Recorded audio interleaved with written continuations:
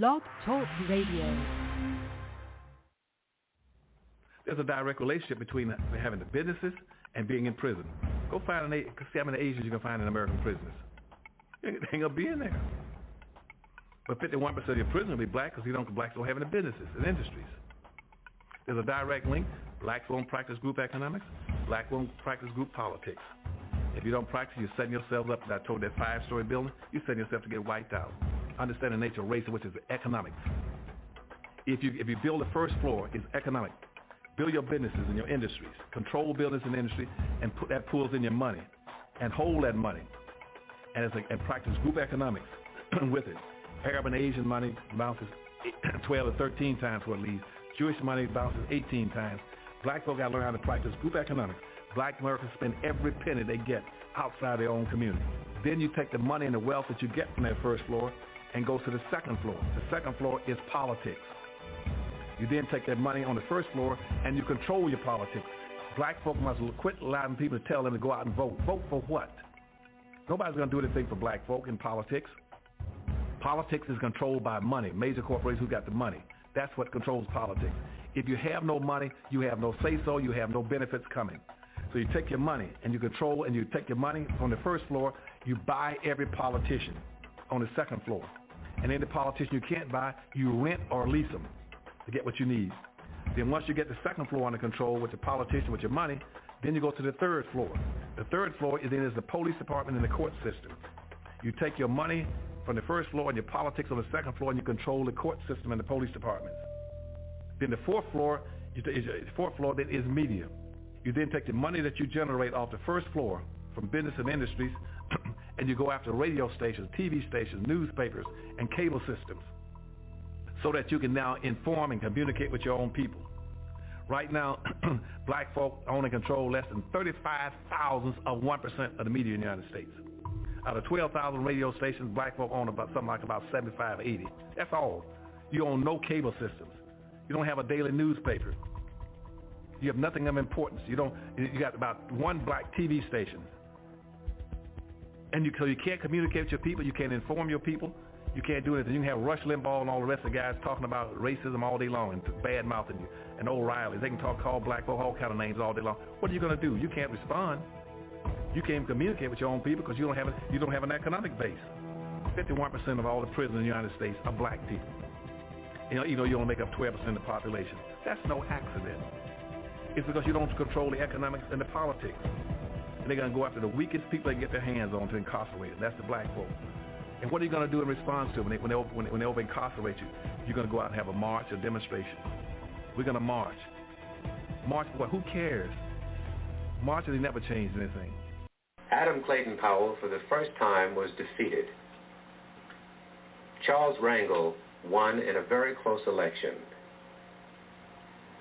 Within a few years, Adam Clayton Powell would contract cancer and die. If we must die, let us not die like hogs penned in some inglorious spot. What use is an extra year or two to the man who kills the time that God has given him? Much of the story of Adam Clayton Powell is on display here in this anteroom of the Abyssinia Baptist Church. But there are many parts of the Adam Powell story that you cannot see hanging up on the walls, mainly the ironies in his life. Isn't it ironic that Adam Powell was such a loud voice that few people would listen to? Perhaps if his loud voice had been heated on the question of police corruption, there may not have been a Knapp commission. If his loud voice about government corruption had been heated, there may not have been a Watergate. If his loud voice against hypocrisy on Capitol Hill had been heated, perhaps Wayne Hayes and Tom Dodd and Earl Butz and Carl Albert and countless others might not have been caught in such embarrassing situations. Adam Clayton Powell represents still another chapter in a long story of black militant fighters against oppression and injustice here in America. He wasn't perfect. He had his faults, but don't we all? The point is, he was a fighter. If he did play He worked harder than he played. Most of all, he was a fighter. As I know here, you're in trouble, where it says about 30% are unemployed. That's why I'm working hard to get this surplus food here. Some of you say to me, well, I'm not like you. I'm not a congressman. I haven't got education. I haven't got work. But you're a human being. And you know what you've got?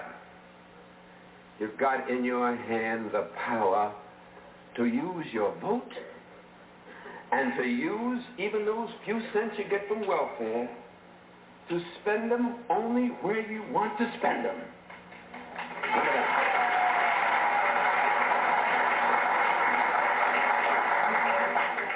A young slave boy stood one day before the greatest ruler of his day. And God said to Moses, what's in your hand? And Moses said, Lord, only I've got a stick, that's all. He said, well, let me use what's in your hand. And God used that slave boy with a stick in his hand to divide the Red Seas, march through a wilderness, bring water out of rocks, manna from heaven, and bring his people to Freedom Land. What's in your hand?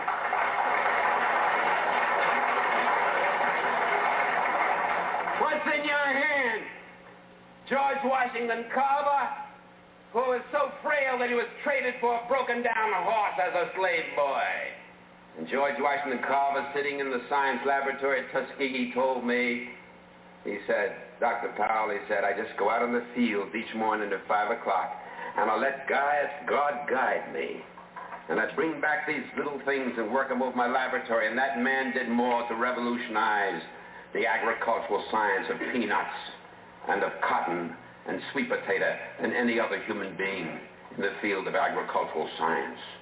What's in your hand? Just let God use you, that's all. What's in your hand? I've got a string in my hand, that's all, and I'm flying a kite. And way up in the heavens, lightning strikes it, and I, Benjamin Franklin, discover for the first time the possibilities of electricity with a string in my hand. What's in your hand? Little hunchback sitting in a Roman jail? I haven't got anything in my hand but an old quill pen, but God says, write what I tell you to write. Paul wrote, I have run my race with patience. I've finished my course. I've kept the faith. Henceforth is laid up for me the account of faith. What's in your hand, little boy? All I've got is a slingshot. And the enemies of my people are great and big and more numerous than we are. Well, little David, go down to the brook and pick out a few stones and come on back and close your eyes if you want to and pull back that slingshot and let it go. And David killed the biggest enemy, the leader of the giants, against his people, and his people became free, just letting God guide a stone in his hand. And a few years passed, and David is a king. And God says, what's in your hand? He said, I've got a harp in my hand. He said, well, David, play on your harp. And he played, the Lord is my shepherd. I shall not want. Maketh me to lie down in green pastures. Leadeth me beside still waters. Yea, though I walk through the valley in the shadow of death, I'll fear no evil. What's in your hand? What's in your hand? Man hanging on a cross. I've got 2 nails in my hand. Father, I stretch my hand to thee. No other help I know. If thou withdraws thyself from me, whither shall I go? And that man, with 2 nails in his hand, split history in half, BC and AD. And what's in your hand tonight, people of Cambridge? You've got God in your hand, and he'll let you win because he's on your side and one with God, always in the majority. So walk with him and talk with him and work with him and stick together and fight together. And with God's hand in your hand, the victory will be accomplished here sooner than you dreamed, sooner than you hoped, sooner than you prayed for, sooner than you imagined. Good night and God bless you. Now learn this from Joel Osteen. That's my man. He be texting me. That's my man. God done put some people around me, show me some stuff. He was telling this story. He said, this man that went to heaven, he was walking with Peter down this aisleway, and it was going down this corridor, had a lot of doors on it, and said all these doors had names on it. And he said, Peter, let me ask you something. What's all these doors, these names on? He said, don't worry about it, just go ahead. So he kept walking. He messed around, he saw one of them doors and had his name on it. He said, whoa. He said, hey, Peter, this here ain't got my name on it. Something I need to know? He said, man, don't worry about that. You here now. Just go on in there and talk to him, see what he said, no, I want to know what's in the door. He said, you sure you want to see what's in the door? He said, yeah. So he opened up the door. It was a warehouse. It had numbered shelves on it. And in the shelves had none but packages. And all the packages had his name on them. And he said, what is all these boxes? He said, that's all of the blessings, all of the things God wanted to ship to you. But number one, you didn't ask him for it. Then number two, you didn't believe you would have it. Then you doubted him. And then you felt like you wasn't worthy. And so now all these boxes is uphill. Now the man standing there wishing he had never even been in the room. And I started thinking, I got some dudes that work for me. And I said, I want you to do this graph for me. And that's what I'm finna show you now. See, what happening is, when God sends your package, he only sends it to one street. That's Faith Street. You got to stay in faith. You can't move off of Faith Street. You can't get on Doubted Drive. You can't be over there and start doubting it, because your package going to go right on by. You can't lose your faith and get on not meant to be way, because your package is going to keep going right on by. Because the package just go to Faith Street. You can get your little feelings hurt, I ain't worthy. Guess what? Your package going to keep going right on by. You have not because you ask not. Then you sit up here and start feeling sorry for yourself. You go over on pity way, your package keep going right on by.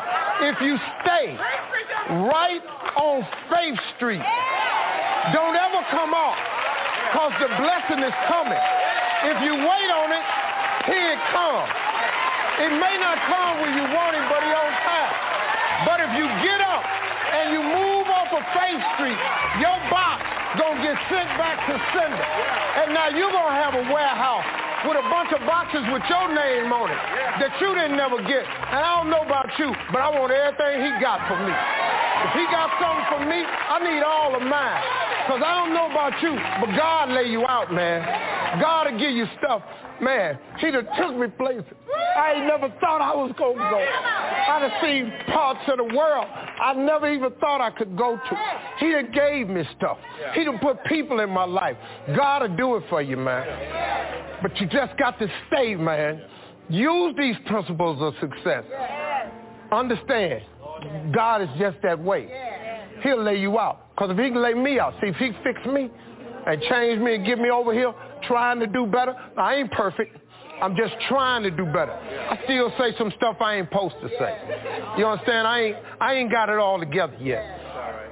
I just got in the gate. I'm a new kind of Christian, but ain't no lock on my gate either. So if you see, once you check me, I'm probably gonna check you back. But I'm getting better at that. I don't know how to love my enemies yet. I'm getting better at it, though. But it's a process. And the more times we can make people understand that it's a process, the more people can come in.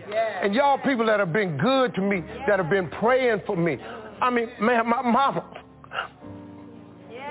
if she could see me now, I just wish my mama could see me. Because she been praying for this here all her life. Watch my son. Well, he done watched me, mama. And I'm cool now. And my philosophy is very simple. I was who I was, but I am who I am. And I'm cool with both them people. Because who I was wasn't that bad, Cap. I made some mistakes, but I've been changed a little bit, and it's still a process. And the more people that you invite into the process, the better this is. Because ain't nobody perfect no how. So I really appreciate y'all, man, hearing me and listening to me. I'm going to ask Kirk Franklin if he will come. Well, hey, folks, and welcome to Solar Cabin Channel. I've got a neat little project for you I call the Multi-Shack. This is one of my homeless housing solutions designs. And some of you probably don't know this, but I was homeless twice in my life. The first time was when I was trying to get into college, and I had lost my job and was waiting for my college funding to come in, and so I had to live in my truck. I lived in the cab of my truck for almost 2 months while I waited for my college funding to come in. And then again later in life, when I got divorced and didn't have a job and was trying to get off grid, I lived for almost 2 years in a camp trailer. And you know, there's a lot of people that homeless people that have their pride. They want to maintain their independence. They don't want to live on welfare. They don't want to be caught up in the system. And you know, all they need is a simple shelter. You know, someplace to get out of the cold, to get out of the wind, to get out of the rain, while they get back on their feet. And so I know there's a lot of organizations out there that are helping the homeless, churches, nonprofits, and things like that. So I came up with this small structure design, which I call the multi-shack, because it has actually multi-uses to it. And it can be built very affordably. You can build this entire shack for under $200. And it is built on wheels. It can be put on either a 4x6 trailer, or you can build it on casters. Casters are a lot less expensive, but it still allows you to move this unit around. So you could store, you know, a bunch of these on a church parking lot, and then just when you need them, you can move them out to wherever you want the person to be using them.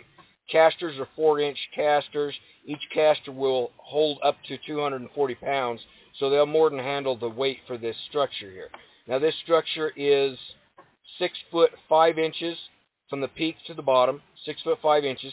So and even a tall person can stand upright inside this structure. The door is 1 foot 6 inches wide and about 5 foot 3 inches to the peak up there in the door.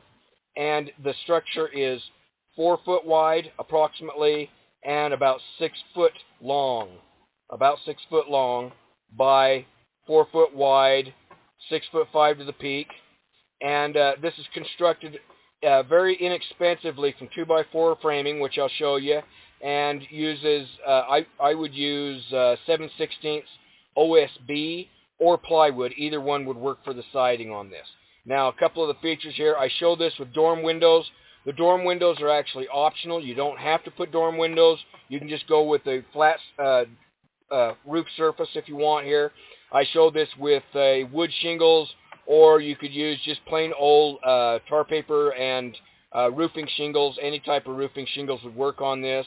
Show it with a little flower box there just for effect.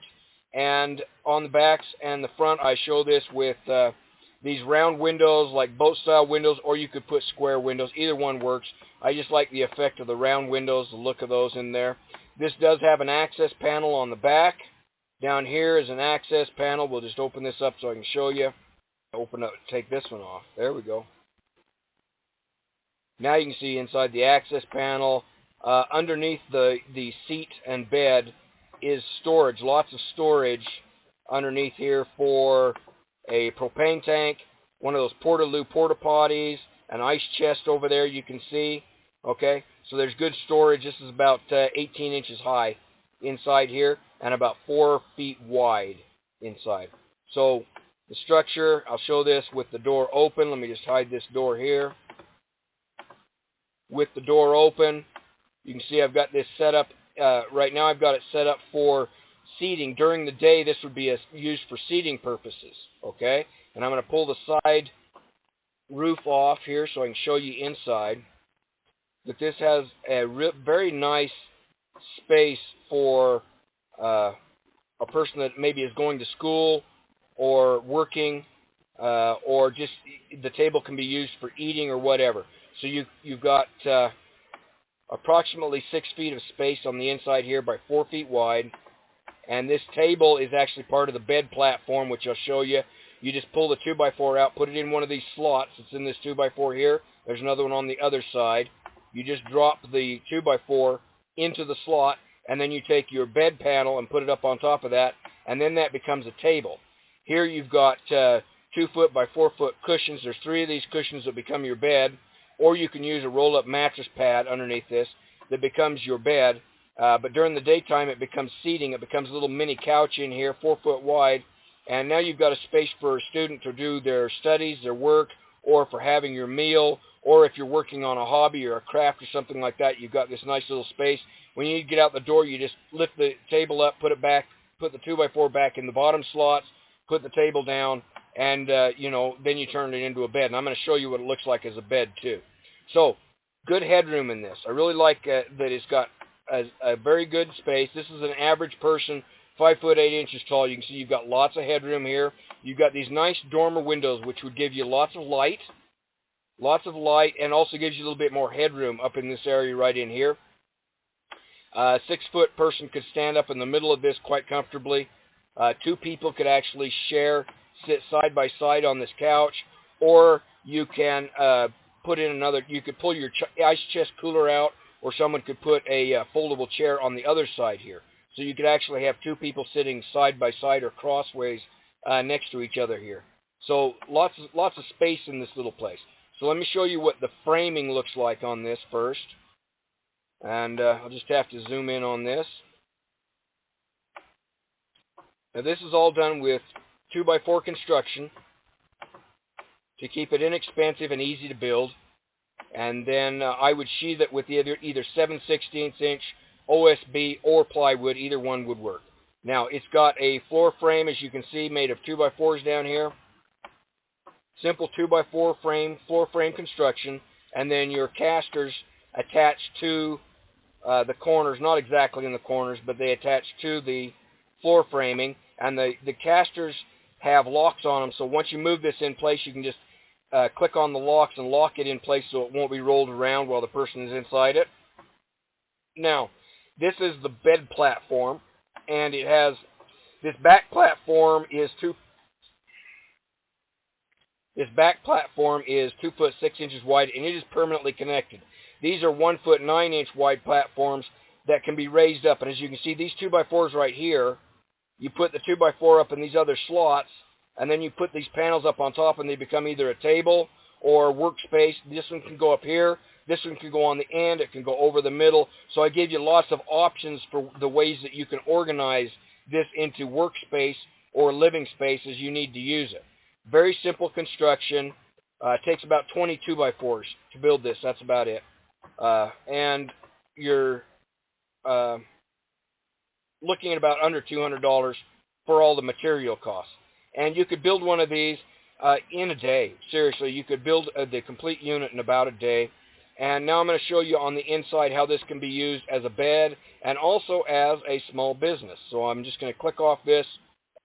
Okay, now I show this with the bed down, the door open so you can kind of get a peek inside here. Now, this is an uninsulated structure. You really don't need insulation in a small structure like this because the human body puts off about as much heat as a 90-watt light bulb. So in a small structure like this, your own body heat will actually heat it up.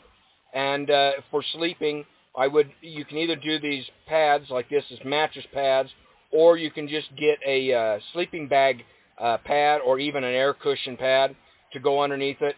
A sleeping bag pad would work fine because you can roll it up and use it as your seating. And a good heavy-duty sleeping bag would be all you would need in order to sleep very comfortably in here. As long as you don't have the wind blowing on you or the rain drenching you or snow piling up on you, you'll sleep very comfortably in a small structure like this. Your own body heat will heat it up. You could add a heater to these, but it really isn't necessary in these small structures. So I'm going to pull off the side roof, and I'm going to show you how much space this has inside it for a bed. It actually has a very nice bed that will sleep either 1 or 2 people. Pull this off here. Just hide this. Now this has a 4 foot wide by 6 foot long bed.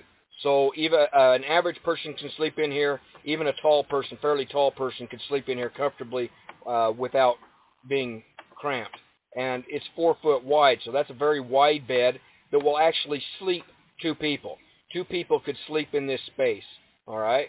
And it's 6 foot wide, and it's 4 foot wide and 6 foot long. This person I show in here is about 5 foot 8 inches tall, which is average height for most people. And here you can see the slots I was talking about. These platforms which I'll show you. I'll take the bed off now. These two platforms are removable with 2x4s underneath them. You just take the 2x4, you put it in the slots that go across here, and then put these platforms up on top to make your table. And you can actually do a table on either end, or one in the middle for a desk and table. Now, the ones on the ends I'll show you are used if you want to run a small business out of here, or if you want to organize this in a different way so that if you're cooking, you could put one of these tables on this end or on this end, and you could set up your cooking supplies, and you can take care of yourself. You can cook a meal inside this little place right here. So 4-foot wide, 6-foot long bed, and then very adaptable with these platforms of 2x4s. You can just put them up, and you can reorganize this any way you want during the daytime for whatever function that you're going to be using.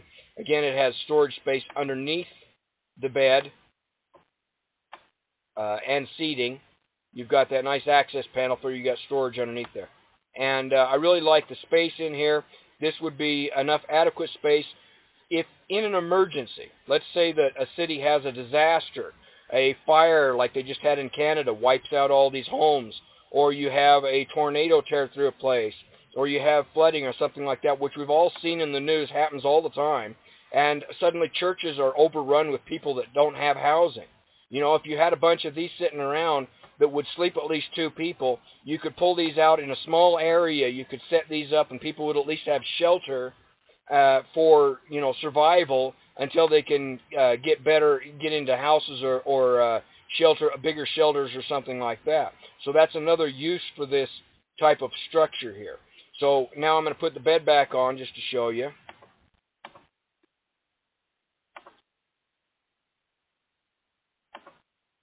And again, you can see this has really nice dormer windows. So you got really good light in this. And it's got an excellent sleeping space. It would be better for 1 person, but it would be adequate for 2 people. Okay? And, if you got little teeny kids with you, you could put, 1 adult and a couple of kids in there, too. There's enough space in there to sleep comfortably, and you've got lots and lots of headroom. You're not going to bump your head or anything while you're sleeping. Doorway, 1 foot 6 inches wide, 5 foot 3 inches to the top up here. So lots and lots of good space in this.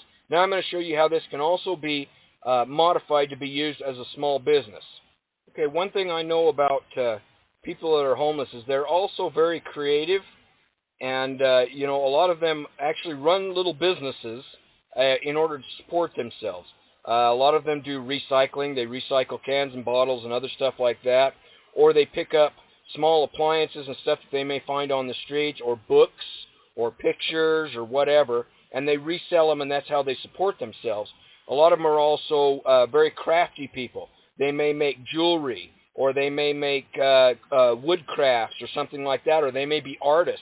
And so they have a way to support themselves, and so I think we ought to encourage that, because that helps them to develop sustainability. Not everybody is equipped to work in the regular workforce. Some people just aren't, but they're very industrious and can support themselves with a small business. And so I thought, well, this shack could also be used for setting up a small business. So what I did is I made this so that the window here can be hinged up, and I'll show this. The window on one of the dormers, or both, can be hinged up out of the way. And then you've got room here to put a sales counter or little platform here where this person is 5 foot 8 inches tall. A person can stand in this window and they can operate a small business. They can talk to customers, they can take money or whatever, working right out of this small shack. Now, this doesn't necessarily have to be for homeless people. If you wanted to run a hot dog or hamburger stand, or sell your crafts or your books, or whatever you want to do with this, maybe it's a ticket stand, I don't know. This little shack could be very useful for a lot of different purposes. That's why I call it a multi-shack, is because it can be used for many different purposes. But this would be great for a homeless person that has a craft that they make, or recycle products or whatever. They want to sell them. They just hinge up the window and they set themselves up a little business here to take care of customers. Now, this also shows inside how those tables can be reorganized. Here you can see I've lifted up the bed platform to put a table on this end, another table on this end, and you can use this for cooking in here. You can see I've got a little 2-burner propane stove that you can set up on one of the tables up there so you can do your cooking. You can work on your crafts. This table just lifts off. The 2x4 lifts off if you need to get access to the door. Lots of good headroom, okay? Workspace in there. This can be modified many different ways for many different people of however you want to use it. So a very functional space in there. All right, so that is the multi-shack, all right? And let me just unhide this so you can get a better view of it. Again, can be built very inexpensively, around under $200 on casters, more expensive if you put it on a trailer. And I'm going to provide these plans for free because this is a project that I designed specifically for churches and nonprofit organizations to build shelters. And at present in the U.S., we have about 1.6 million homeless people that just need a simple shelter to live in. Or we have, that's about 1 out of 200 people. And that's just in the U.S. There's a lot of people in other countries that are in even worse shape. And I really think a project like this would be great for helping the homeless people to have shelter while maintaining their independence and their pride. But it could also be used as disaster relief shelters. You know, we could easily have a major disaster in a city where we have thousands and thousands of people that suddenly are homeless, and we need to provide quick shelter. These would also work for that. It would be big enough space for 2 people to sleep and, to take care of their basic needs, and that's what this structure is about. So I hope you like this design. It's called the Multi-Shack. You can get the plans for free on my website, simplesolarhomesteading.com. Up at the top, look at Multi-Shack. Now, there is a button there if you would like to donate. Your donations are used by me to design structures like this and build small houses. I work with a lot of homeless people that don't want to be in the system, that want to build their own off-grid cabins and houses and places like that. I help them with designs and building those projects. So any donation, if you can donate, is very appreciated and will help with those projects. All right, folks, I hope you like this project called the Multi-Shack, and have a great day. Hi, folks. In this video, I'd like to talk about how to have a home with no house payments and no monthly utility bills. You may think that's not possible, but I do it, and lots of other people do it as well. I'm going to show you how it can be done very inexpensively, and just kind of give you some ideas for things that you can do that society and the economic powers that be don't want you to know. So stay with me for a second and let me walk you through this. First, you need some land. This is my piece of land, which is under an acre, about 3/4 of an acre. And that's really all you need to take care of most of the needs you have and for running a small homestead. Now, I was lucky enough to get this piece of property from family. It was willed to me when my father passed away. But I have also purchased small pieces of property like this for under $400. I have an acre down in Arizona, near Sholo, Arizona, that I purchased for under $400. I have 5 acres near El Paso, Texas, that I purchased for under $700. So it's very easy to find a piece of land if you do some looking around. eBay is a good source for finding land. Tax sales are a good source for finding land. Family members may want to sell off a piece of land. Go around looking in rural areas, and maybe you'll find a farmer that wants to split off a small piece of land and would gladly sell you one. You don't have to spend a lot of money on land, okay? This is land that doesn't have utilities run to it. It doesn't have a blacktop road that runs into it or driveway. It's rough land. That's what you start with usually if you want to buy a small piece of land that you're going to homestead on. After you have your piece of land, then you're going to have a house. You can have a big house like most people live in, and you can pay a lot of money for it and have a mortgage and be a slave to the system for another 30 years, or you can decide if you'd like to build a smaller house like mine. Paid for with cash. This is my solar cabin. The cabin cost me $2,000 to build. That does not include the doors and windows, which I salvaged off of a trailer that was being torn down. For the cabin, it cost me $2,000. It is 14 by 14. Downstairs is living area, dining area, bathroom, kitchen. Upstairs, I have a loft, bedroom, and an office. In my other videos, I take you on a complete walkthrough of this cabin, so watch those if you want to see how the cabin is as large as it is and functional on the inside. Up there on my roof, you see my solar panels. That's a 350-watt solar system that provides all of my electricity needs for lights, TVs, water pumps, all miscellaneous gadget, laptop TV, run my vacuum, and everything else off of a 350-watt system. That 350-watt system cost me under $3,000. $2,000 for the cabin, $3,000 for the power system of solar electricity, and I use propane.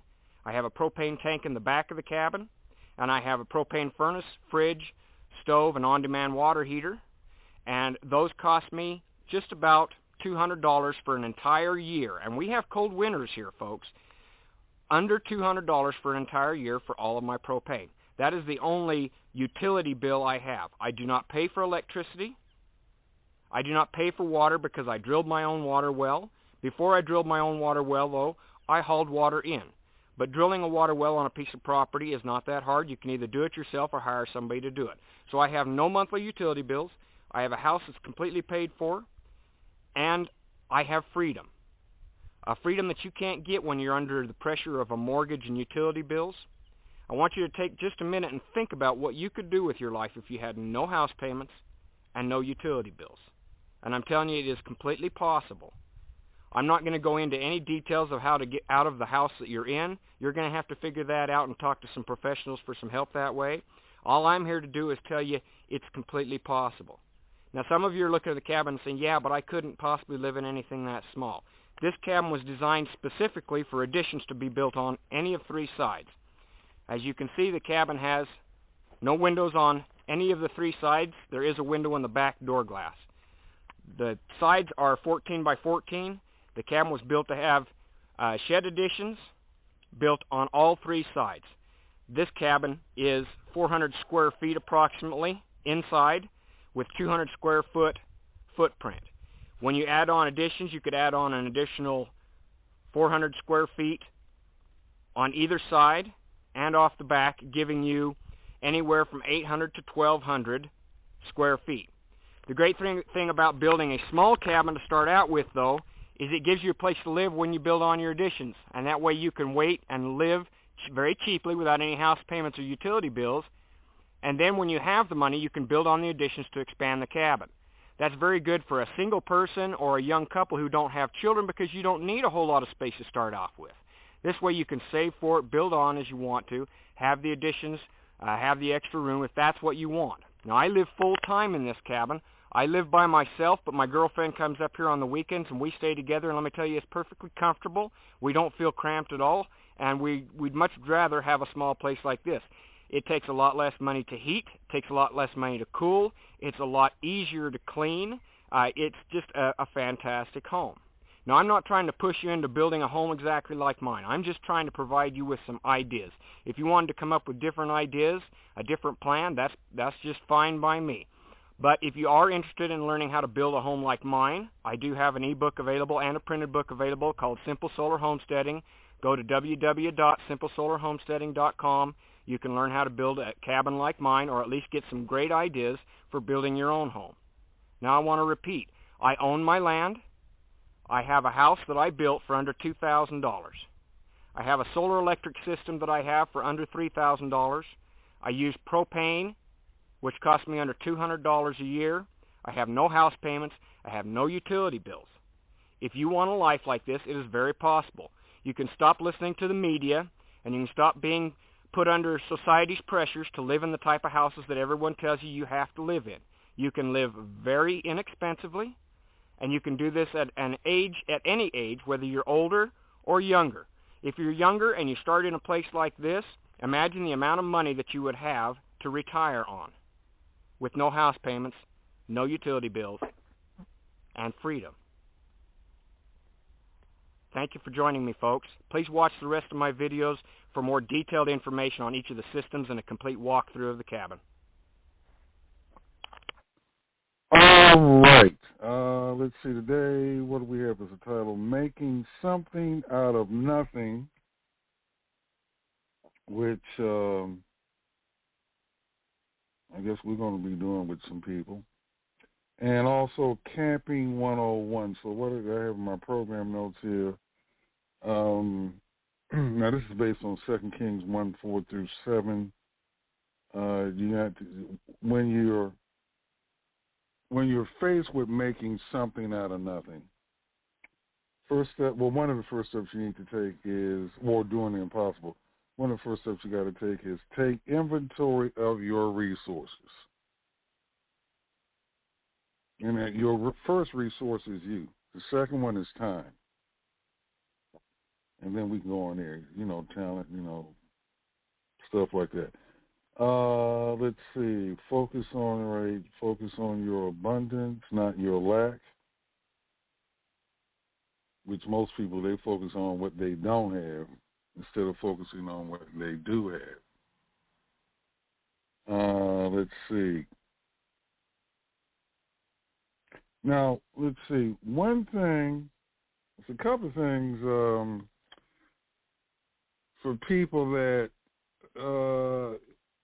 if you're, or particularly, well, how can I put it? If you're going to move to a rural area, or, you know what, no, it's not so much rural. If you want to, let's say, eliminate, you like the idea of eliminating your electric bill, your water bill, your utility bills. And when I say utility bills, I'm not including phone, but I'm, basically heat, water, electricity. Those three things. Those utilities in those forms. Okay. Then it's two topics that we're going to make available to people for training and camping 101, because there are different distinctions or different types of camping. I've gone Euro camping. Euro camping is comfortable. Okay. But that's different from, I remember in college we had a class assignment. It required one night of camping in Palo Duro Canyon in Texas.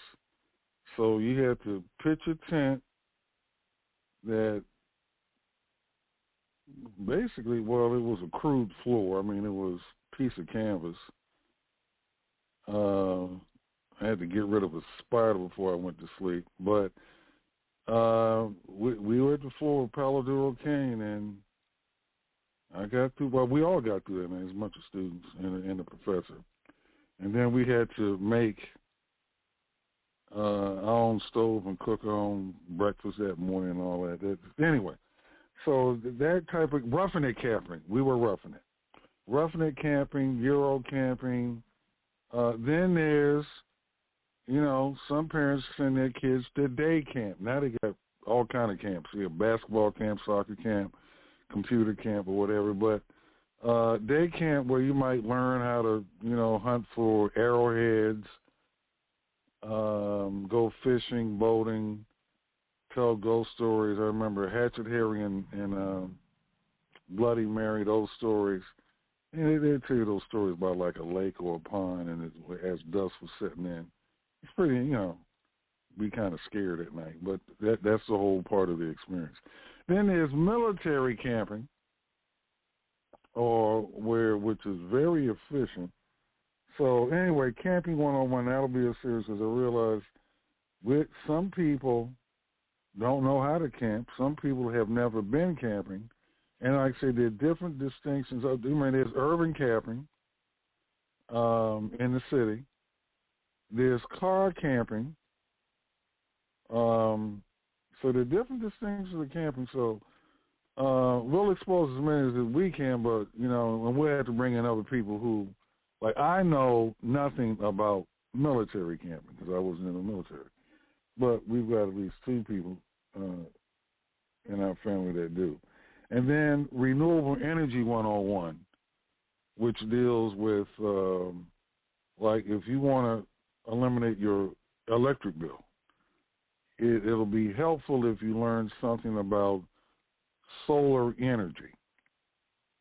That sun power, it's like in 1 hour, the sun beams enough energy to the earth to basically meet all the electrical needs or electrical power needs of the entire planet, 8 billion people and counting, for an entire year. That's just in 1 hour. But most of us do not know how to capture that solar energy and convert it into things that we might need, for daily living.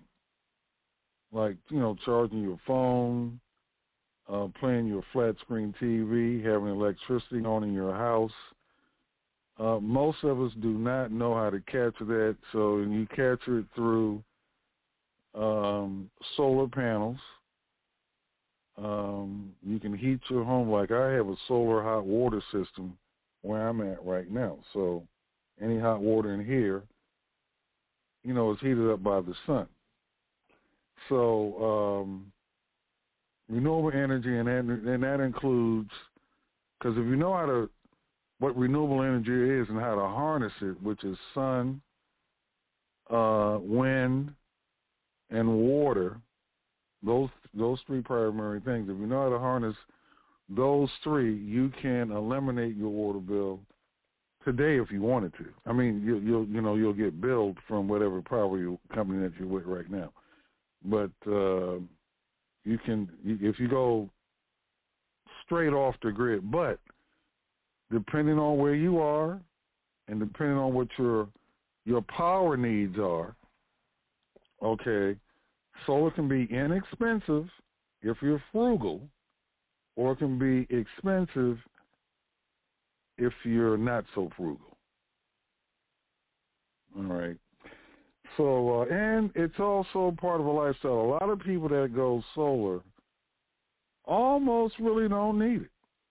If they live up north, when it gets a little cool outside, they'll put on a sweater. Some people, they don't want to put on a sweater.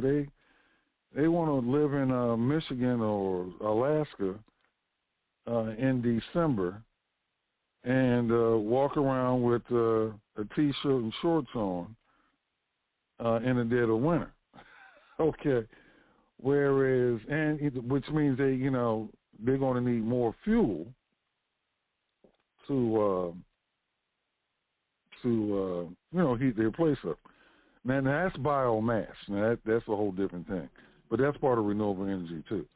I had a guest on here some years ago, and just a time difference because they had this time difference between here and Uganda. But Julius Magali, he was on here, and he mentioned now what they do in many parts of Uganda at least is, all right, they determine, now this is a cultural thing, or at least, it's cultural. Particularly if you live in a rural area and you have solar, and totally off-the-grid solar, because you can get grid-tied solar, which you're tied to a local utility company, or you can have totally 100% off-the-grid solar where you have your own battery pack. It's just like a cell phone. Each and every cell phone, a smartphone that we're on, has a battery. Once that battery runs down to a certain point, you've got to recharge it. So you can have a solar system that generates electricity that runs the same way, just like your phone. All right? So what he was talking about, people who have a solar lifestyle, not only in Uganda, but in different parts of the world,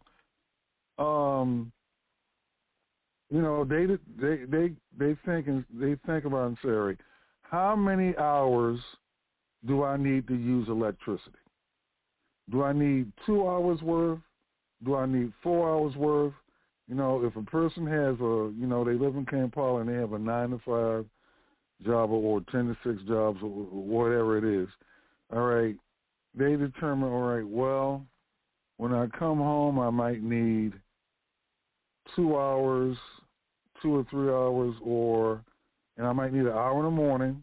So they might need about 4 hours a day.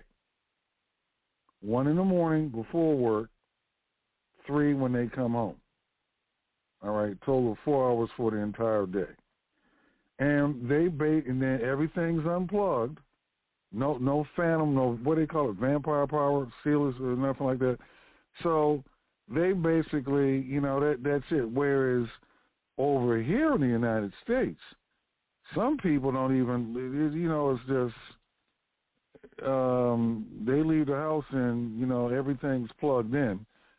The lights might not be on, but, you're still losing, I think they call it vampire power or phantom power or something like that, where you're still, using electricity, particularly if you've got a central AC system or central heating system.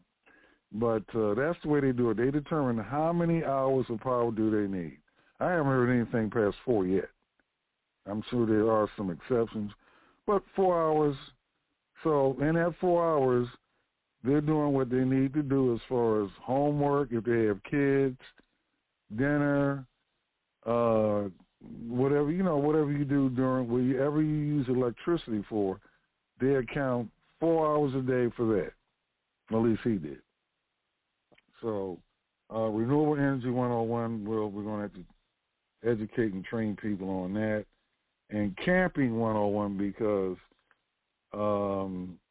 you have to be aware of there are different types of camping, and then what is the best type of camping that is going to fit your particular situation if you decide to get something that's off the grid. All right. Now, a lot of people are addicted to the grid, so, all I'm saying is it won't matter to them. I also suggest there is a video on YouTube that I highly recommend. It's called The Story of Stuff. Story of Stuff, because many people have too much stuff in their lives. Now, I'm talking about stuff in the place where you live, your house, your apartment, your bedroom, or whatever. Too much stuff, and for some reason, they don't want to part with it.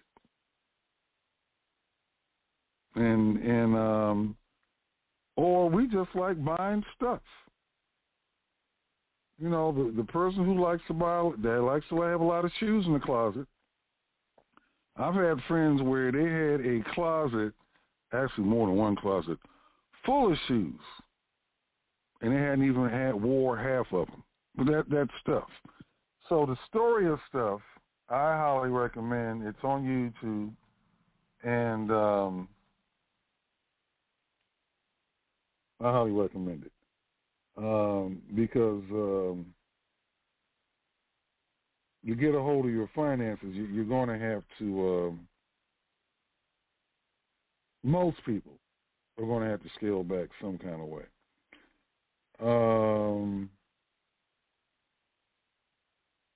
And then let's see if I can find it. I'll play the Tiny House Family.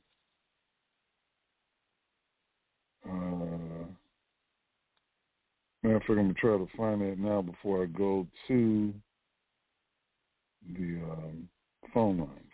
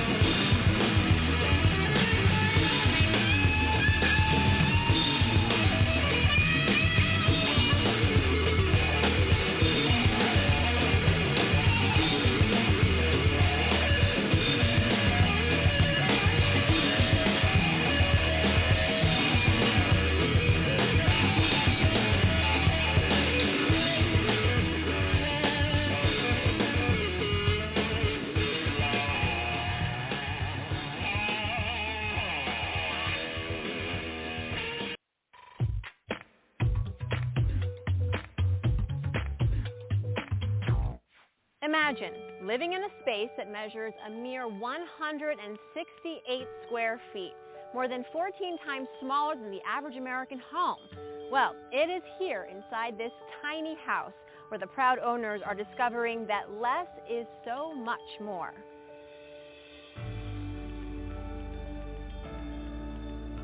Well, in the past year, we've managed to save everything that I earn. We use my husband's income for our living expenses, and I've been teaching public school, so that's about $3,000 a month that we've put in the bank this year. Hari, her husband Carl, and their two young kids, Archer and Ella, recently celebrated their one-year anniversary in their tiny house. After losing their 1,500-square-foot home to financial struggles, the couple took matters into their own hands. Literally, they built this space themselves with just $13,000 in materials. Their goal? To become debt-free and save enough to one day build a new home, mortgage-free. And so far, they're right on track. Things are going really well with the next project. We're going to build a 16 by 24 unit to begin with, and then we'll branch off of that and add bedrooms. You may remember seeing this family on The Anderson Show earlier this year, where I joined them on stage. Fascinated by their story, our financially fit team flew down to Virginia to see for ourselves and learn ways we can all downsize. How are you? Really good. Hey there. Living in the tiny house has taught me that we don't need much at all to be happy, and that getting the things that we need can actually be a lot of fun. Can you get me a bowl and some scissors? The family's fruit and vegetable garden lets them eat healthier, cut down on their carbon footprint, and slash their grocery bill by as much as 30%. Hari has also been upcycling, as she calls it, taking something old and breathing new life into it. My favorite upcycling project was the rugs I made for the house. I took old sheets, flat sheets, and crocheted them into rugs. They're beautiful, and they fit the house a lot nicer than if we had gone and bought something new from the store. The couple also recently switched jobs, not for more money, but more happiness. Carl is enjoying better working conditions at a new restaurant, and Hari left teaching to pursue a career in nonprofit. Being able to afford a career that you love and pursuing a passion rather than a paycheck, they've learned, is just an added benefit to having savings and no debt. I'm probably taking a 25 to 30% cut in my salary, which is going to enable me to have more time to actually build the house and save money because I'll be the contractor. It's really a great feeling to be able to make a decision like that, not based on money, but based on what we want to be doing with our time. The kids also seem keen to the transition. Mom and Dad are happy to report fewer requests for video games or toys now that Ella and Archer are busy playing outdoors on their 3-acre property. We play down by the creek and up at the big tree up there where the swing is. We play with our neighbors and ride bikes. And there's a lot of different things they can do with their time besides play with plastic toys and get online. They've really just embraced it wholeheartedly. You can't stop them from having a good time outside. Still another lesson, when you downsize, it helps to have a support system. There's such a wealth of knowledge in our community, and that helps us a lot. And having that support makes it like we're doing it together. Moving to the country has given us a lot of things, not just the tiny house. So, what do you think? What are your thoughts about living in a tiny house? Would you ever do it? Connect with me on Twitter @Farnoosh and use the hashtag FinFit. For Yahoo Finance, I'm Farnoosh Tarabi. Okay, now, a lot of this tiny house living, there's some exceptions, will be in the country, as you just heard the woman say. Not all of it. I mean, we had a guest on here maybe about 3 months ago, Troy Ansel.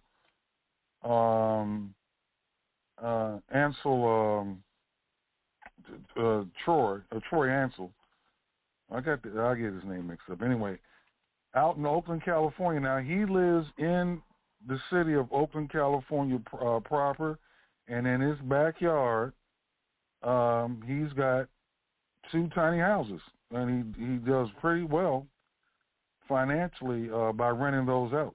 $9,000 or $10,000 a month. Now, our boots on the ground flagship city at the moment is Jacksonville, Florida. So, and you can follow along with me on it. Type into any search engine, largest, not the largest, most populated cities in the United States. Plug that into any search engine. Let's take a look at what's happening.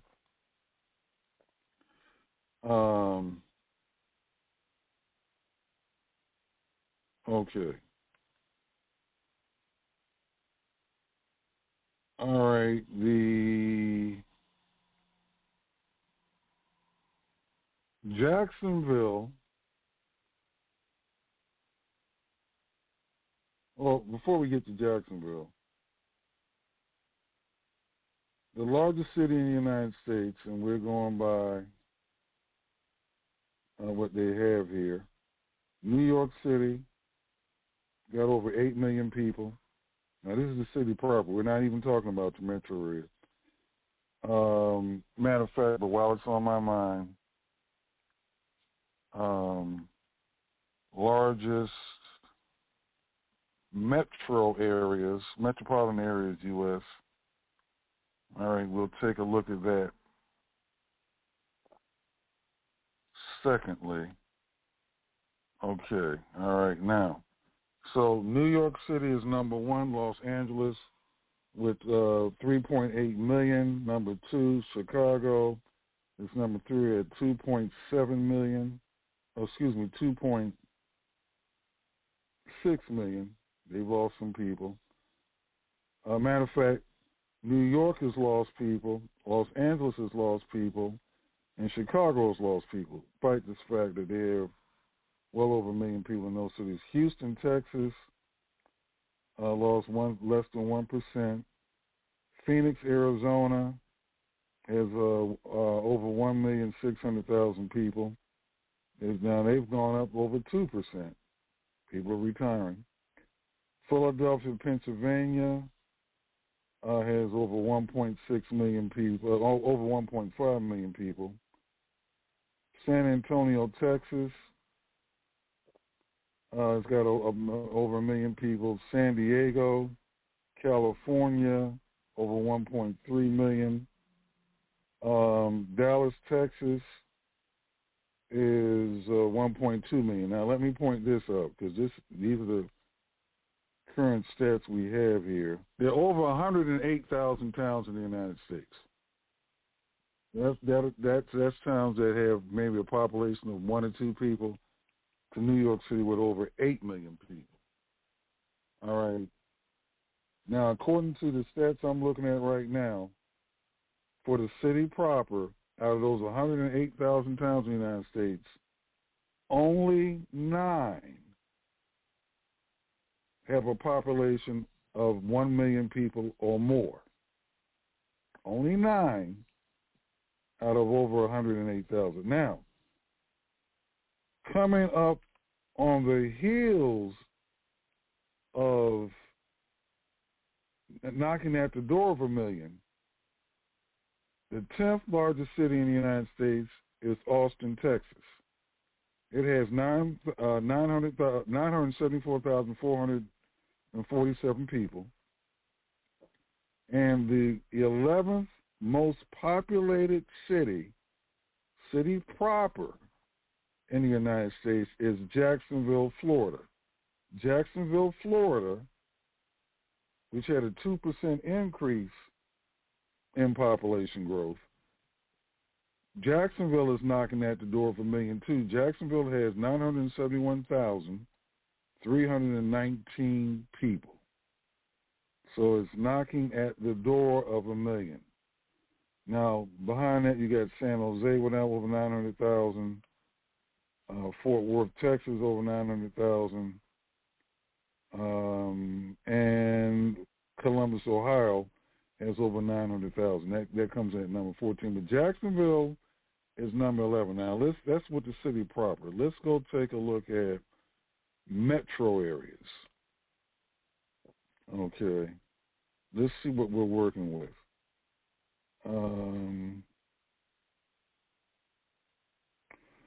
Okay, New York is 1, LA 2, Chicago 3, Dallas Fort Worth is 4, Houston is 5. Now the DMV, Washington D.C., Arlington, Virginia, West Virginia, not the whole state of West Virginia, Alexandria, they're coming in at number 5 with over 6 million people. Philadelphia is number 7. Atlanta is number 8 with over 6 million people. That's Metro. Miami, Fort Lauderdale, West Palm Beach, over 6 million. All right, I don't see Jacksonville in here. Where does Jacksonville rank? Okay, I'm looking for. Matter of fact, let me just pull up Jacksonville. That'll be quicker. Jacksonville, Florida. Okay. Jacksonville, Florida. All right. Let's see. All right. Jacksonville, Florida is ranked. All right. The 11th largest. It's the largest city in Florida by population. 11th most populated city in the United States, number 11. And number 37, let me go on my other list here. Let me see if I can find them. All right. Depends on who you look at. Some have them listed at number 37 as far as metro area, and then, or number 38. All right. And when it comes to that, they have the metro area of Jacksonville has over 1.6 million people. Okay. And part of that goes into the state of Georgia. All right. So, in these areas that have 1 million or more people, you're going to find the expensive rents. And if you drive just a short distance from those places, you know, your cost of living can dramatically drop. You know, you can half what you're paying in rent if you just, you know, drive 30 minutes, 45 minutes, maybe an hour. You know, maybe it's 2 hours. Like now, in the case of Jacksonville, you go 90 minutes outside of Jacksonville, and probably less, depending on what, you know, you have to look at a radius. But I know for a fact, 90 minutes outside of Jacksonville, that's an hour and a half. You know, for what you're paying in rent, and matter of fact, let me look at it like this. Okay, you have,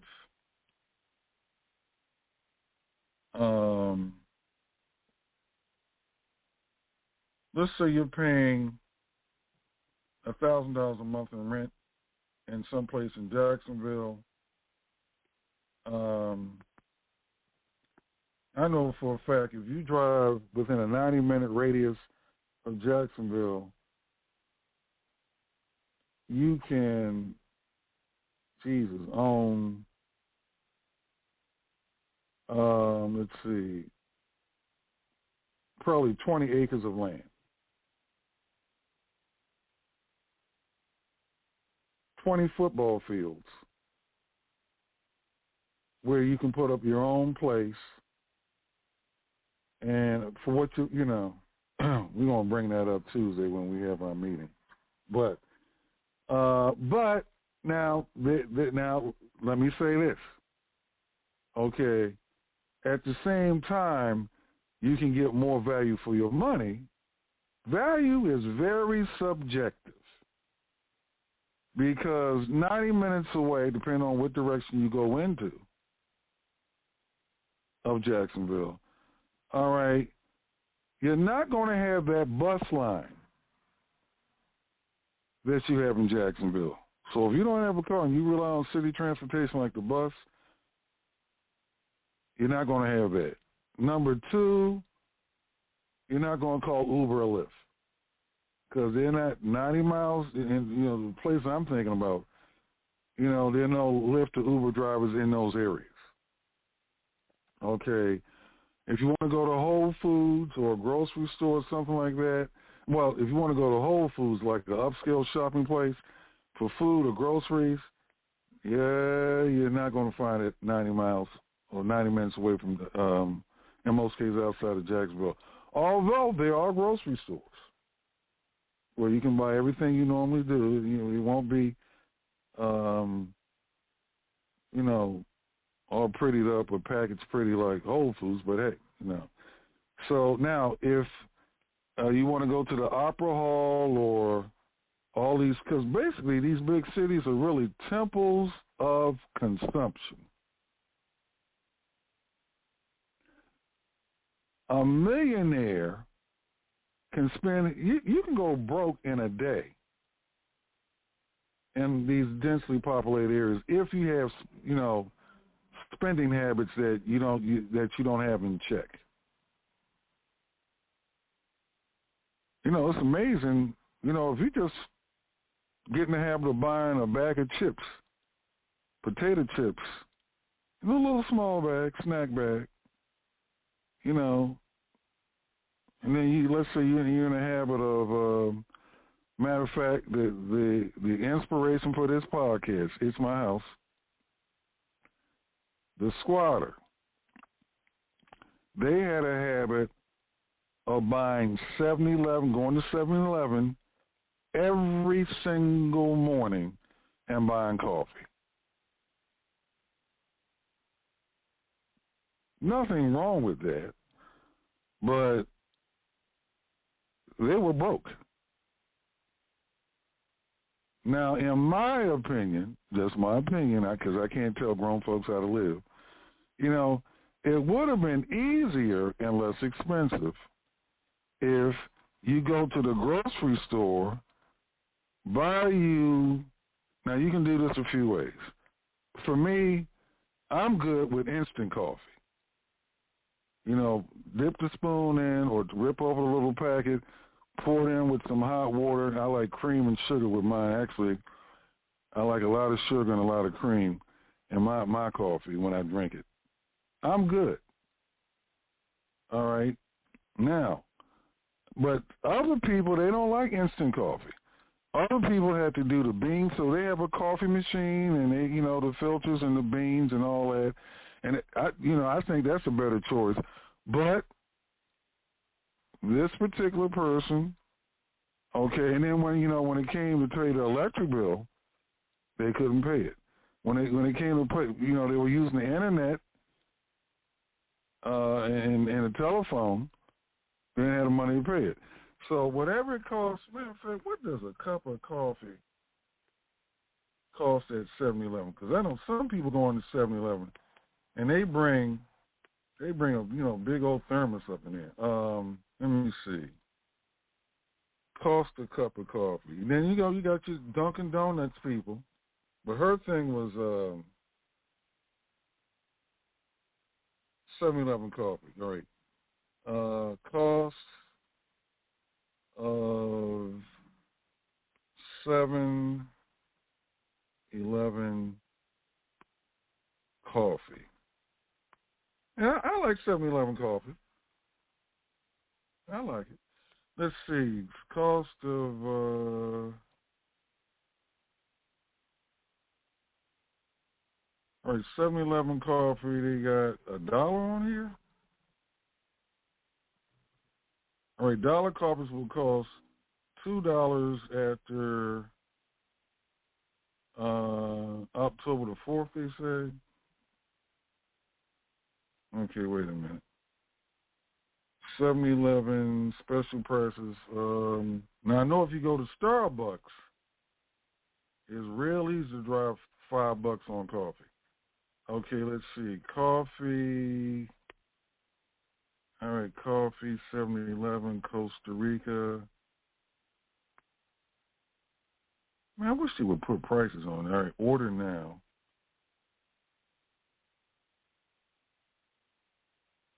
I'm just trying to get a price. I'm not trying to actually order.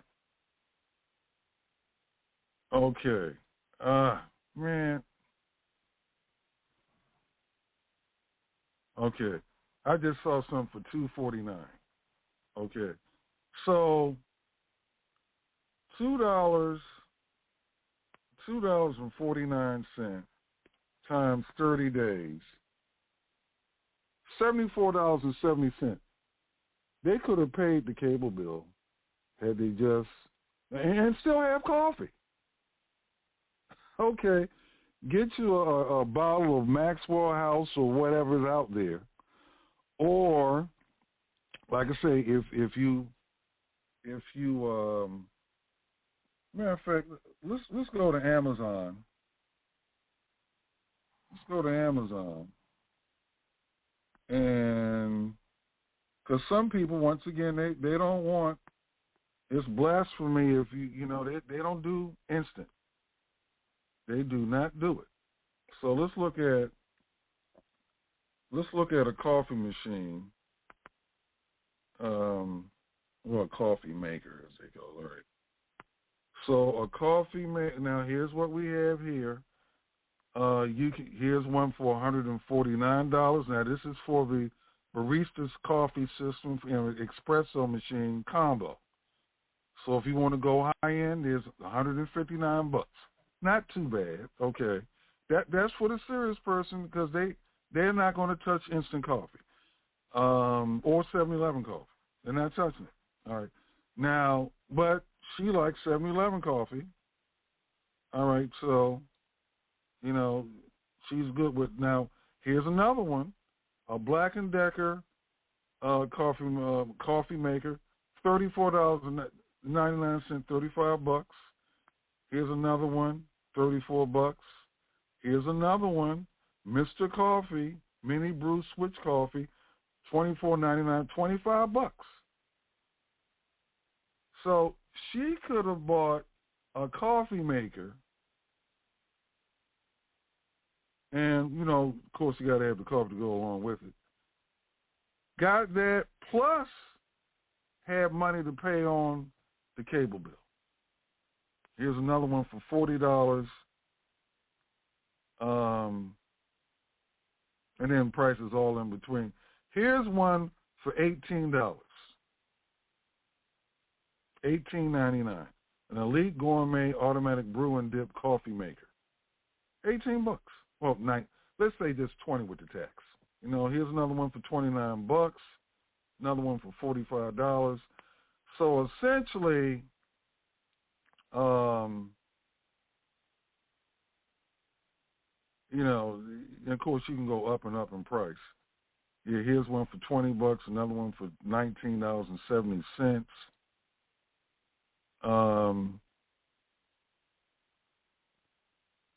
And a lot of times people are paying for the experience. Maybe she liked walking to the store, 7-Eleven every morning. I mean, that's an experience for someone. People go to Whole Foods. You can buy an ear of corn anywhere you want. But people are going into Whole Foods grocery shopping. They like the ambiance of Whole Foods. They like Whole Foods is basically selling an experience. As basic as it is, walking to 7-Eleven or going into 7-Eleven, and I like 7-Eleven coffee, okay? When I go to an airport, typically when I go to an airport, I'm going to get a Starbucks coffee, venti. Give me the large one. Because it's all part of my airport experience. I haven't been to the airport in about 4 years now. So next time I go, I'm stopping by Starbucks, man. On the way out and coming on the way back in, I'm going to get another one. But these days I don't fly that much. I haven't caught a plane in 4 years. But where I have to have that experience. so to speak. All right. So when it comes to making something out of nothing, you need to take a look at your resources, and don't concentrate on what you lack. Concentrate on what you have. Like in this case, this woman could have paid her cable bill or internet bill or what have you, coffee, had she just stopped for a moment and looked at, all right, what are my resources? What do things cost? And then you'll be surprised when you think you have nothing. When you stop looking at your lack, then you can see your abundance. Oh, that's when you can start to see your abundance. Okay. That's my rant for today. Let's see. Robin, you there? I'm here. Okay. Anything you want to add on? No. Okay. We have a little team meeting at, well, you already know that time, so.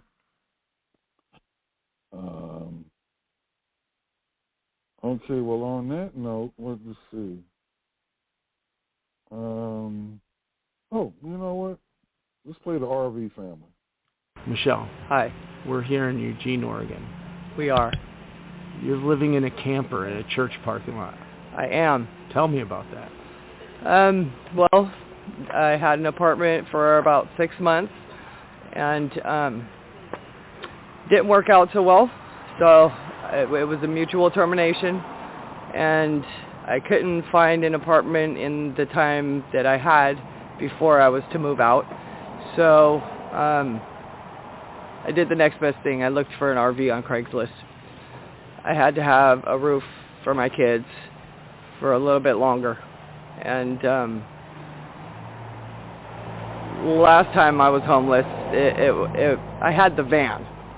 And it was okay, but for 4 people it was a little tight. So I figured, I'd have electricity, I'd have all that. I grew up in a mobile home, so an RV wasn't going to be so hard. So I thought, it's when they're bigger, it's harder because it's tighter. But we're doing it. We took off for the mountains for a while and tried that, and didn't work out so well. It was beautiful. Would you think the weather's bad here? The weather up there is more unpredictable. We woke up to about 2 inches of snow one morning, and we started a fire, and it was beautiful, but it was too much to get the kids to the actual school bus stop because we were not on the the bus line. So, how many kids? I have 4 altogether. 2 are grown. I guess you might call them grown. We got one that's about to be 18 on the 12th of July, and Mr. Fisherman, which is the 9-year-old. So, yeah, I have 2 left.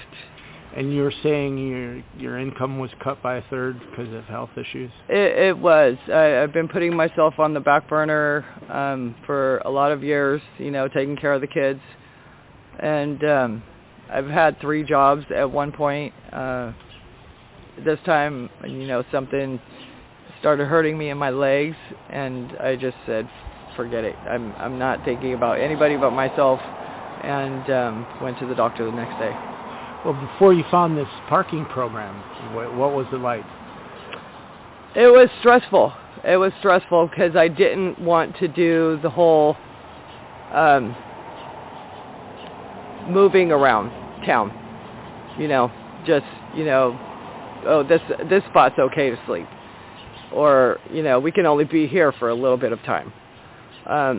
So I really didn't want to do that. That's one of the reasons why I took off to the mountains, because I just wanted to park it and be.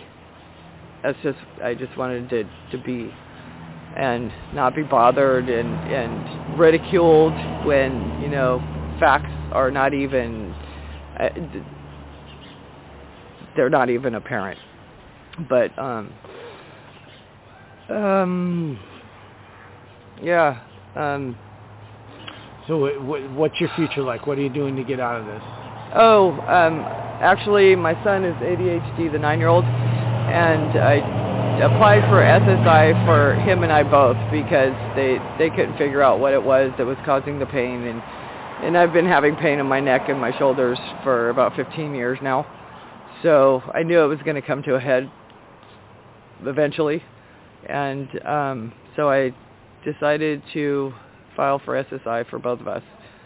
And trying to get a lawyer for a child is really, really difficult. It took me about 5 or 6 phone calls before I found one that would take a child. It would take me, but not him. And it's not what I needed.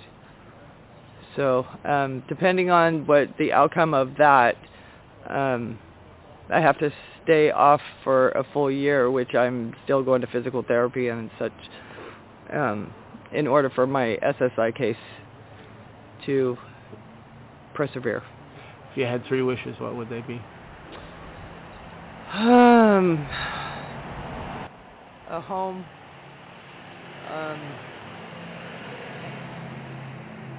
I don't need much. I really don't need much. I don't even.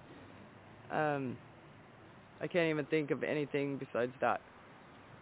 So the other things are all really easy, doable. Well, thank you very much for talking to me. You're welcome.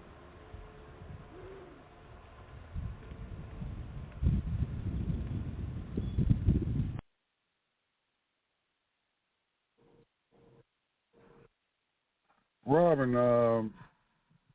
if you're there, what do you think about that story? I don't know.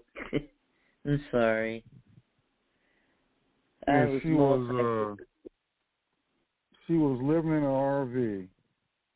She went to a shelter, but she had a child with it, so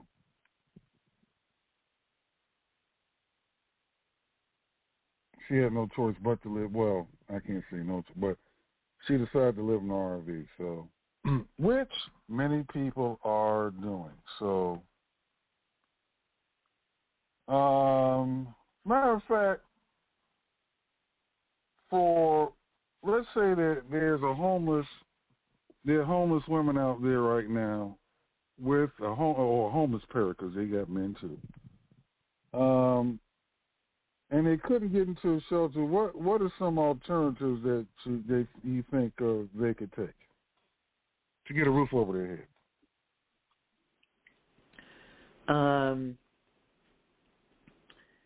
So, when the shelters are full, sometimes they have,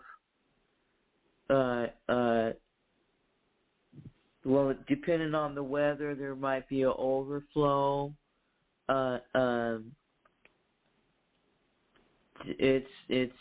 It's really, really difficult. You really have to build up your social capital so that you have alternatives when the shelters are full. And you're absolutely right.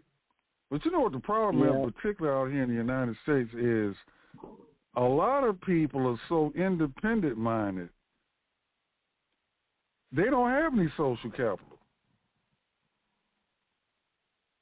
They can get it again, but, you got to build up social capital, one person at a time. You have to build it. So it's not that easy to just go out and get, especially the doors closed, shelters, we're full. What are you going to do then? So people need to change their minds, and they need to realize that people need people. It actually does take a village. Yes, it does. Right. So, you have to get with it, because if you have social capital, then your possibilities can become endless. When I began building social capital, it didn't even matter that I was homeless, because I was able to draw on resources and of my social capital that I was off the street before I got my voucher and my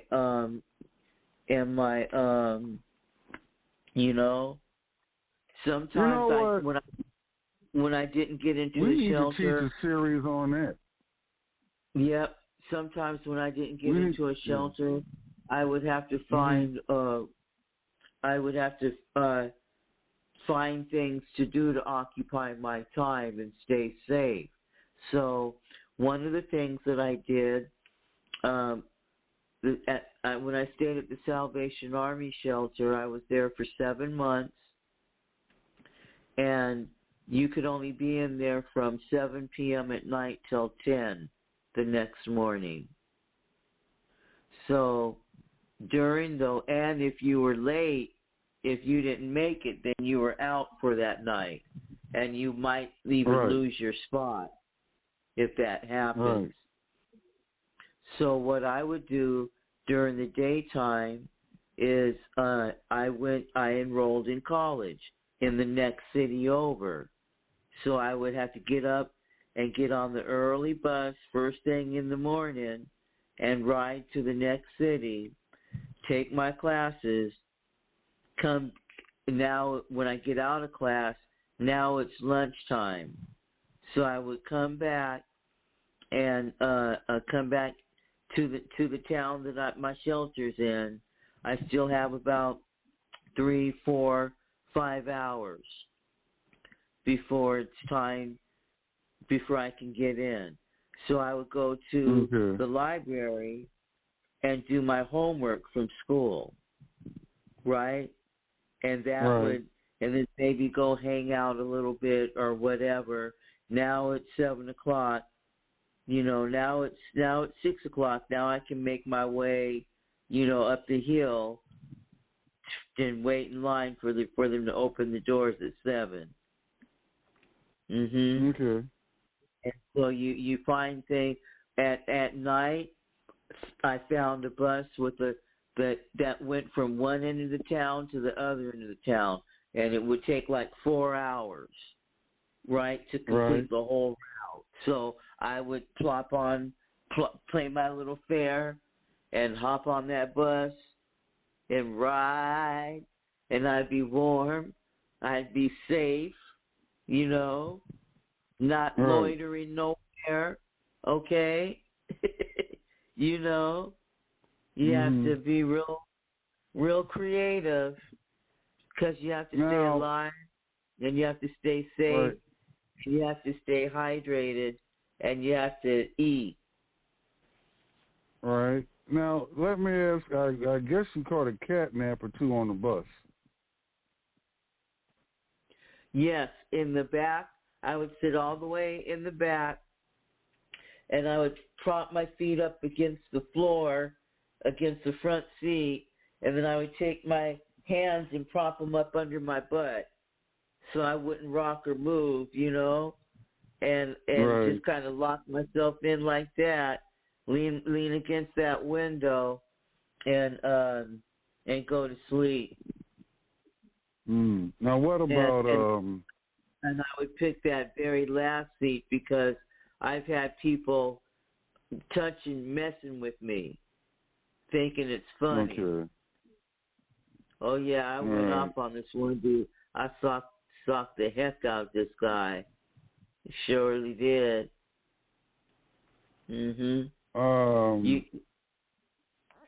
Now, in places like New York City, and maybe in Seattle too, there are people that do that. They get on a bus, particular bus lines, and they're there practically. I mean, that's their bedroom, so to speak, or sleeping what accommodations. Mm-hmm.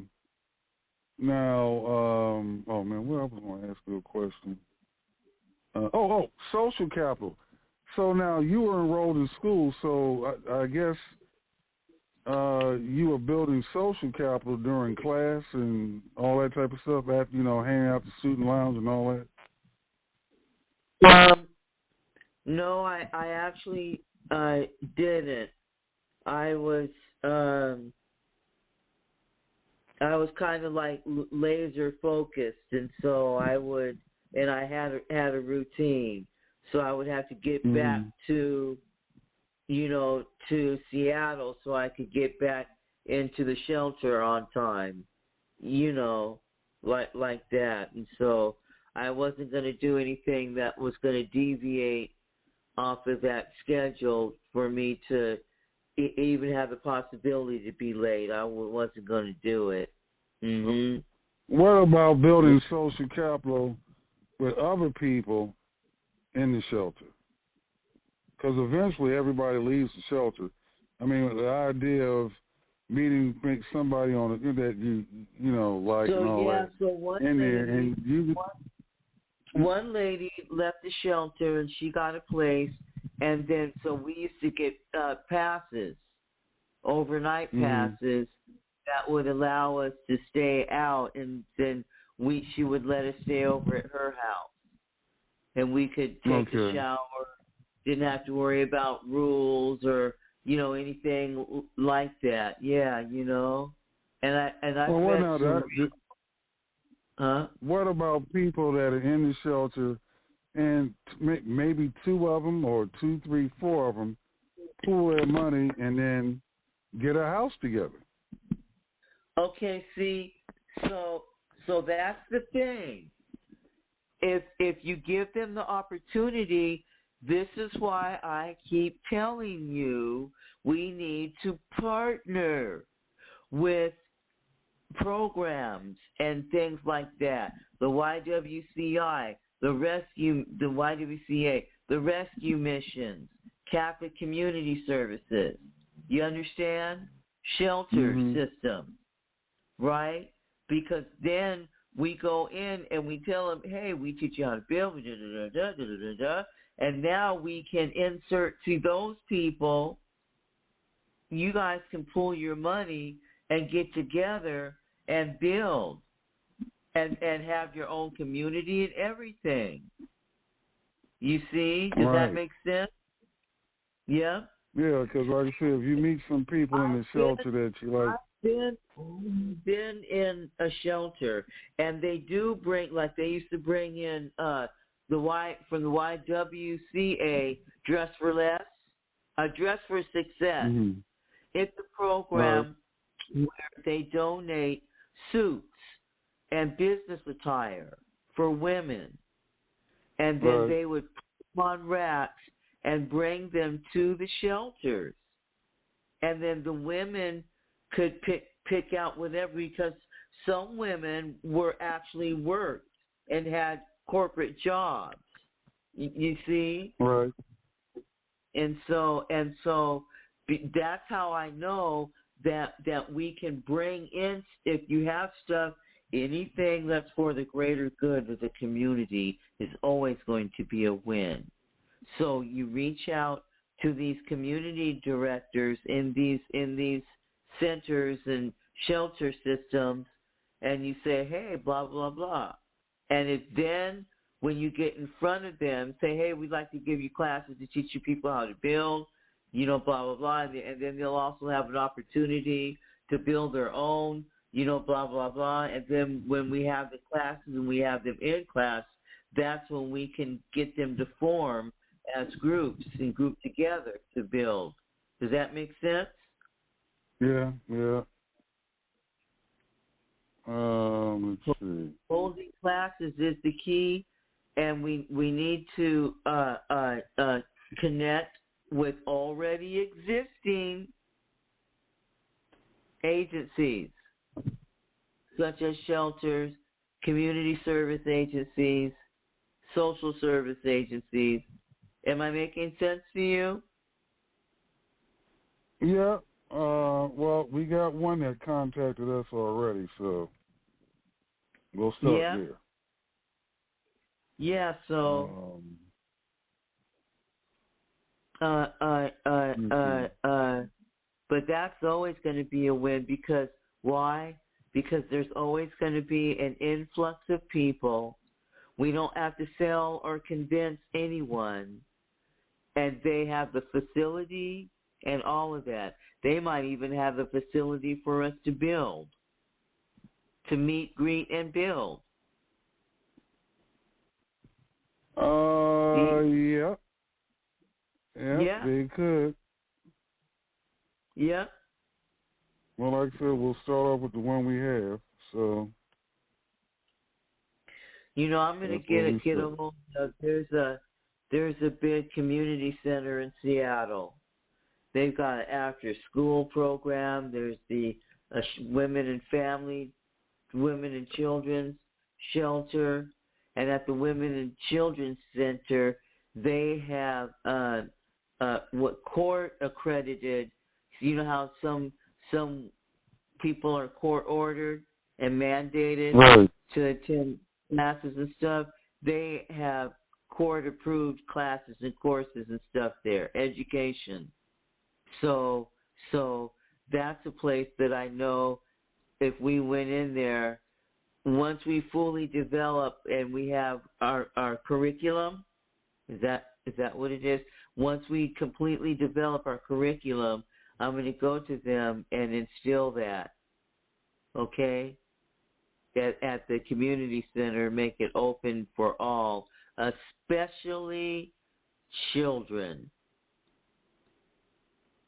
from the age of 8 and up. I would like to say 6, but 8 and up. No, nothing wrong with 6. Like if you like I said, if you could look at yeah, but 6 like a Chinese carryout. Those, you see 3 or 4 generations in those places. Yeah, but it's in our culture, it's not. No, they're gonna need to be 8, especially if they're boys. Okay, well. All right, well, it is 15 past the hour of 12, so we're going to wrap it up today. We have a teleconference call for at 6 p.m. Eastern Standard Time, 5 p.m. Central, and whatever it is out on the West Coast. Yeah. And that's today. And let's see, next Tuesday we have a live Boots on the Ground event in Jacksonville in preparation for all practical purposes 2024. So we're building momentum before the year, way before Christmas or Thanksgiving. And we've got a prayer list going for, I'm not going to say what it is specifically, but we have a prayer list going, so let's always keep uplifted the needs of from the people participating in Abiding Faith Housing Ministry. Okay? Okay. There are some pressing needs and always needs, daily needs, all of that. So let's always just be mindful and include them in your prayers, in your daily prayers and in your consistent prayers, your never ceasing prayers. Okay? Yes, thank you. All right. Okay, and all right, well, that's all for today. On that note, everyone have a good rest of the day. See you guys tomorrow.